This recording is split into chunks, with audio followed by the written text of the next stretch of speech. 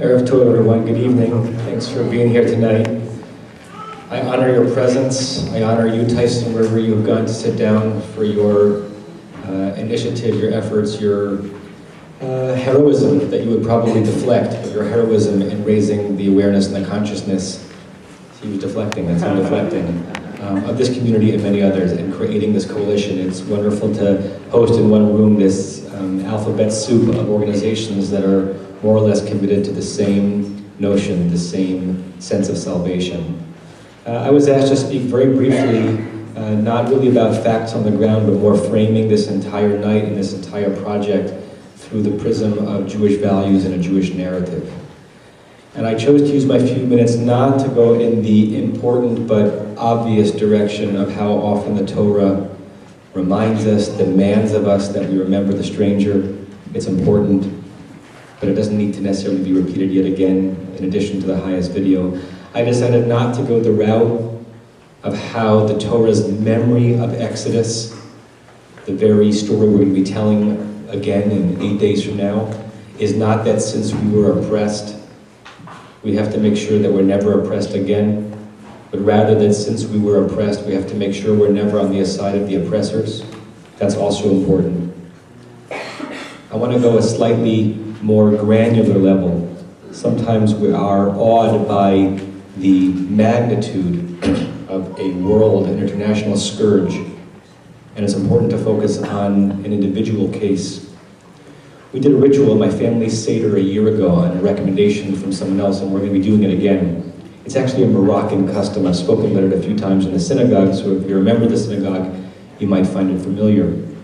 And that is, at one place in the Seder where we have these three words, Bivhilu yatzanu miMitzrayim, in haste, in tumult, in a sense of disarray, we left Egypt. On those words, the person running the Seder takes the Seder plate that has all the symbols of freedom on it and goes over to kind of random and unintentional, spontaneous people around the Seder table, holds the plate over their heads, and just starts to say something about them or to them.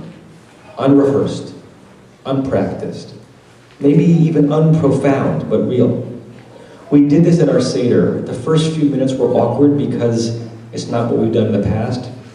Everyone around the table got so into it that we did that exercise for an hour, because everybody wanted a chance to hold a Seder plate over someone else's head and say something to them. And because I'm a rabbi and I'm thinking midrashically, I asked the question at the end, it's a lovely ritual, but does anybody around the table want to make the connection between the ritual and the words? Why this ritual here? Why holding a Seder plate over someone's head and saying something meaningful to them, connected to the words, Bivhilu yatzanu miMitzrayim, that in haste and disarray and tumult we left Egypt? And one member of the extended group who was at the Seder said something that was instantaneously poignant and unforgettable. He said, you know, when you're rushing in haste, when you're fleeing, when you're vulnerable, when you don't know where you're going to sleep that night, or with whom you're going to eat, or what place you will call home, you don't have the luxury of turning to someone whom you love and care about and just saying something sweet to them, because your emergency is what is driving your entire reality. So we said perhaps this ritual stems from the fact that as we are remembering their fleeing in haste and not having that opportunity to just be with one another and develop the bonds of family and relationships that are so important, we invert that and make sure that we actually not only have that chance, but take advantage of that chance. I'll never forget that comment, because to me, it took the Exodus and brought it down to the experience of a single kid, or a single mom, or a single dad in Egyptian kind of prehistory, and any other person of any nationality or any religion, and their experience bivhilu, in haste and disarray and tumult.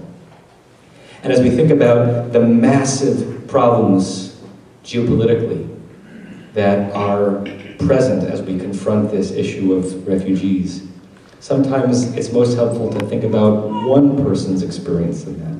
One person's experience on that boat crossing the Aegean Sea. And the moments he or she is not having with a brother or a sister or a mother or a father or a friend. Because all there is emergency. I remember when the years that movies about the Shoah, about the Holocaust were coming out, and they're still coming out, I remember contrasting in my mind two powerful epic movies, Schindler's List, which kind of gave a window into the massive nature of the catastrophe, compared to the movie The Pianist. I'm not sure if you all saw that movie about starring Adrian Brody, which followed one person's experience through the Warsaw Ghetto, through deprivation, through degradation, through hunger, through loneliness.